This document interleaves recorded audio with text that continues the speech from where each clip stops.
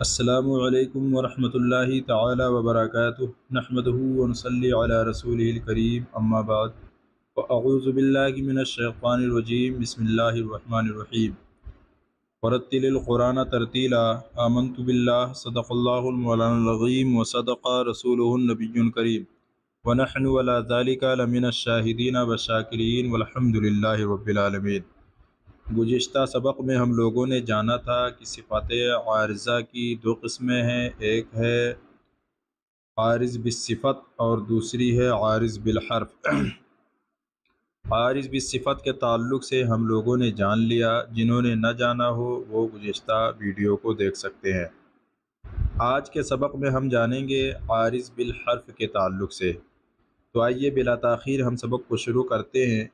مصنف علیہ رحمہ تحریر فرماتے ہیں، جو صفات عارضہ کسی حرف کے ملنے سے پیدا ہوتی ہے چند قسم پر ہے۔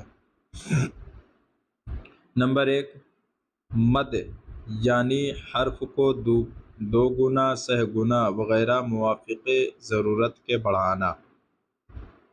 مد صرف حرف مد اور لین میں ہوتا ہے، جبکہ حرف مد کے بعد حمزہ یا سکون اور حرف لین کے بعد سکون آ جاوے۔ سکون اگر اصل لفظ کا ہو تو سکون لازمی اور اصلی کہتے ہیں، اور اگر کسی وجہ سے آیا ہو تو سکون عارضی کہتے ہیں۔ اب مصنف علیہ رحمہ نے اتنی عبارت میں 3 چیزیں بیان کی ہے۔ ایک کیا ہے؟ تعریف، یعنی تعریف مد، محل مد اور سبب مد۔ مد کی تعریف کی یعنی حرف کو 2 گنا، سہ گنا وغیرہ موافق ضرورت کے بڑھانا۔ پھر اس کے بعد میں محل مد بیان کیا، مد صرف حرف مد اور لین میں ہوتا ہے۔ پھر سبب مد بیان کیا کہ جب حرف مد کے بعد حمزہ یا سکون اور حرف لین کے بعد سکون آ جاوے۔ ٹھیک ہے۔ پھر ضمناً ایک چیز یہ بتائی کہ سکون اصل لفظ کا ہو تو سکون لازمی اور اصلی کہتے ہیں، اور اگر کسی وجہ سے آیا ہو تو سکون عارضی کہتے ہیں۔ اب اس کو یوں سمجھیے کہ جب ایک حرف کے بعد کوئی دوسرا حرف ملتا ہے تو اس وقت پہلے حرف میں جو عوارضات پیدا ہوتے ہیں ان میں سے پہلا مد ہے۔ مد کے معنی درازی صوت کے ہیں، اور یہ درازی صوت اگر حرف مد کے برابر ہے تو مد اصلی ہے، جس کو مد ذاتی اور طبعی بھی کہتے ہیں، اور اگر درازی صوت حرف مد پر زائد ہے تو اس کو مد فرعی کہتے ہیں، اور یہی مد فرعی عارض بالحرف کی پہلی قسم ہے۔ اب یہاں پر مصنف علیہ الرحمہ نے فرمایا کہ حرف کو 2 گنا، سہ گنا وغیرہ موافق ضرورت کے بڑھانا۔ تو اس بات کو سمجھنے کے لیے پہلے یہ جاننا ضروری ہوگا کہ جو بھی مقدار مد بیان کی جائیں گی وہ داخل فی المد ہیں، یعنی مد فرعی میں حرف مد کی مقدار طبعی بھی شامل ہے۔ چنانچہ 2 گنا، سہ گنا کے لفظ سے اسی طرف اشارہ کیا گیا، یعنی 2 گنا والے قول میں ایک الف کی مقدار اصلی اور اس کے بعد کی مقدار فرعی، اور سہ گنا والے قول میں ایک الف اصلی اور بقیہ 2 الف کی مقدار فرعی ہوگی۔ ٹھیک ہے۔ آگے مصنف علیہ رحمہ نے فرمایا ہے کہ موافق ضرورت کے بڑھانا۔ تو چونکہ مد کی متعدد مقداریں بیان کی گئی ہیں، اس لیے مد کے معنی بیان کرتے ہوئے فرمایا موافق ضرورت کے بڑھانا، تاکہ کئی مقداریں دیکھ کر پڑھنے والے کو الجھن نہ واقع ہو کہ کس مقدار کو اختیار کیا جائے۔ لہٰذا پڑھنے والے کو اختیار ہے کہ مد کی جس مقدار کو چاہے اختیار کرے، لیکن مقدار مد اختیار کرنے میں بہتر یہ ہے کہ قرأت میں تعجیل اور تعجیل کی نسبت کو ملحوظ رکھے۔ مثلا اگر مد متصل مد منفصل کی مقدار ترتیل میں 4 الف اختیار کی تو تدویر میں 2.5 الف اور حدر میں 2 الف ادا کرے، کیونکہ یہ مناسب نہیں کہ ترتیل میں 2 الف اور حدر میں 4 الف، یا کہیں 2 یا کہیں 2.5 یا کہیں 4 الف پڑھا جاوے۔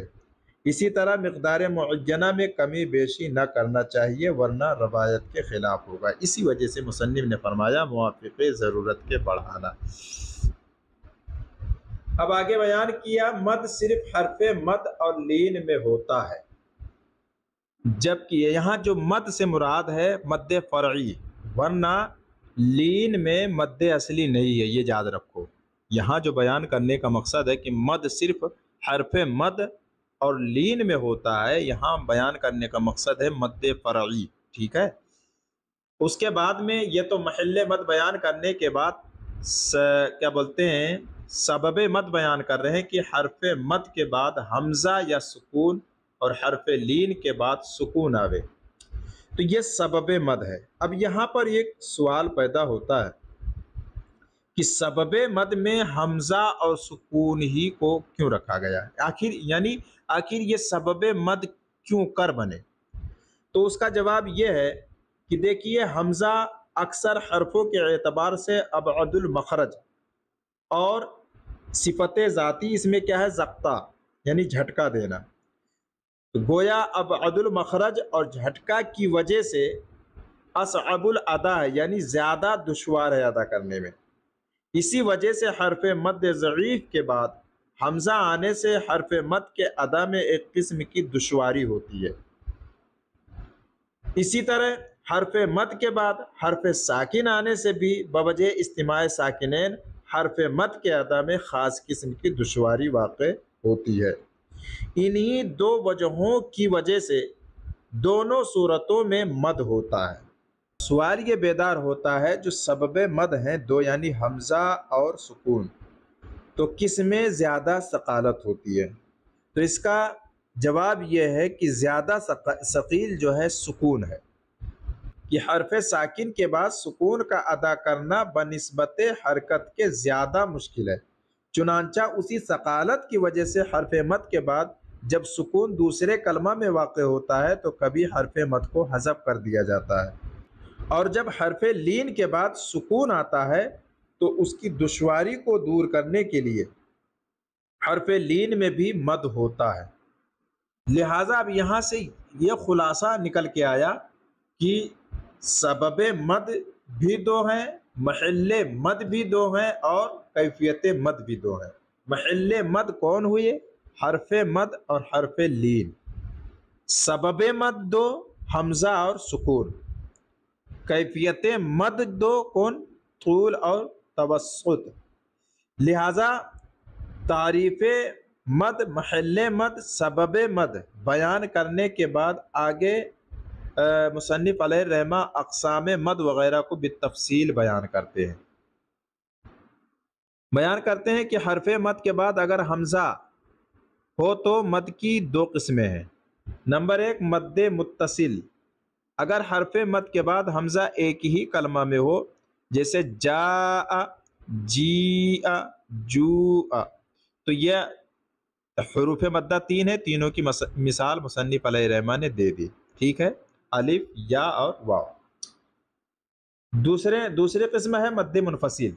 مد منفصل کے تعلق سے مصنف بیان کرتے ہیں کہ اگر حرف مد کے بعد حمزہ دوسرے کلمہ میں ہو، جیسے ما انزلنا، قالوا آمنا فی انفسکم، تینوں یعنی الف مدہ کی مثال، الف مدہ کی مثال، اس کے بعد میں واو مدہ کی مثال اور یا مدہ کی مثال، تینوں مثال ہیں۔ آگے مصنف علیہ الرحمہ فرماتے ہیں مد متصل اور منفصل دونوں کی مقدار بروایت حفص رحمۃ اللہ تعالی 2 یا 2.5 یا 4 الف ہے، لیکن جب پڑھنا شروع کیا جاوے تو جس مد کی جو مقدار پہلے مد میں اختیار کی جاوے وہی آخر تک رہے، کہیں 2 کہیں 2.5 کہیں 4 الف بڑھانا یا منفصل کی مقدار مد متصل سے زیادہ کرنا درست نہیں، بلکہ دونوں کی مقدار برابر یا منفصل کی کم ہونا چاہیے۔ کم ہونا چاہیے۔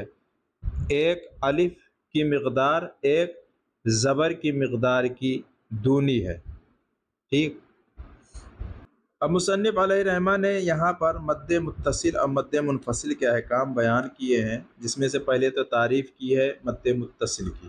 تو مد متصل کے معنی ہوتا ہے ملنا، ٹھیک ہے، تو حمزہ ایک ہی کلمے میں رہتا ہے، اس وجہ سے مد متصل کہتے ہیں۔ منفصل کے معنی جدا ہونا، تو حمزہ دوسرے کلمہ میں رہتا ہے، اس لیے اس کو مد منفصل کہتے ہیں۔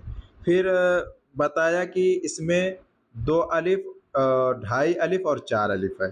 تو اب یہاں سوال پیدا ہوتا ہے کہ مقدار میں اختلاف کیوں کر ہوا؟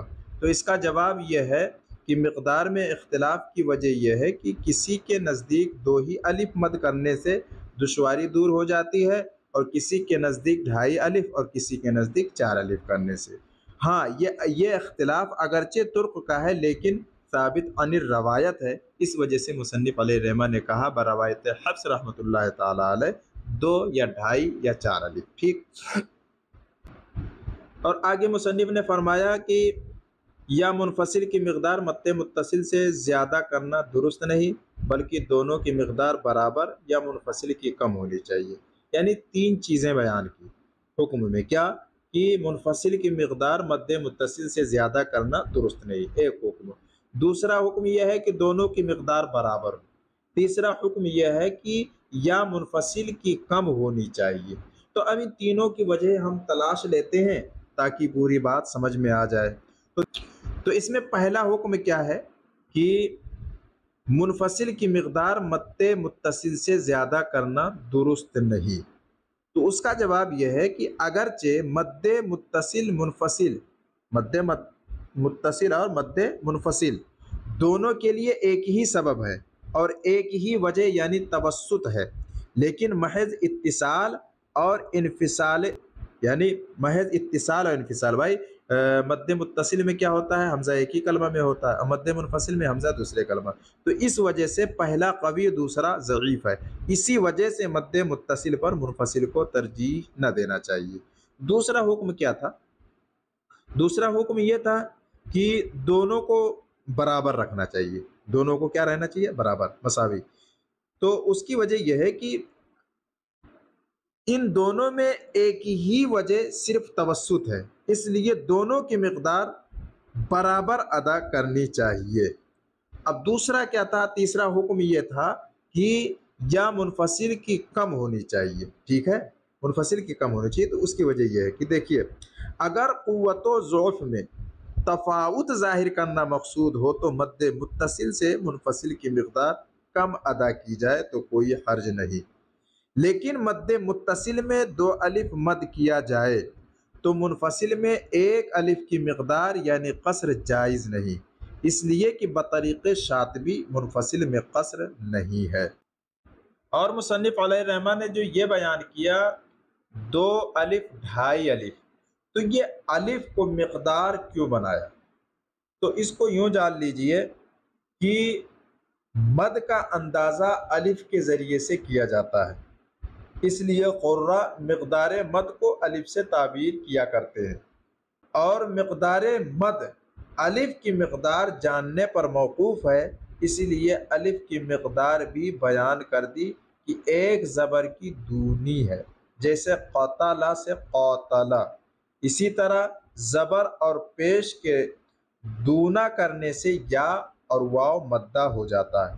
اسی وجہ سے مد کرنا حرف مد کے مرسوم ہونے پر موقوف نہیں، بلکہ حرف مد مقروء یعنی پڑھنے پر موقوف ہے۔ یہی وجہ ہے کہ بہی انذر میں مد منفصل ہے، اور انا احیی وغیرہ میں باوجود حرف مد مرسوم ہونے کے مد نہ ہوگا۔ کیوں؟ کیونکہ حرف مد جو مرسوم ہے وہ پڑھا نہیں جاتا۔ السلام علیکم ورحمۃ اللہ وبرکاتہ۔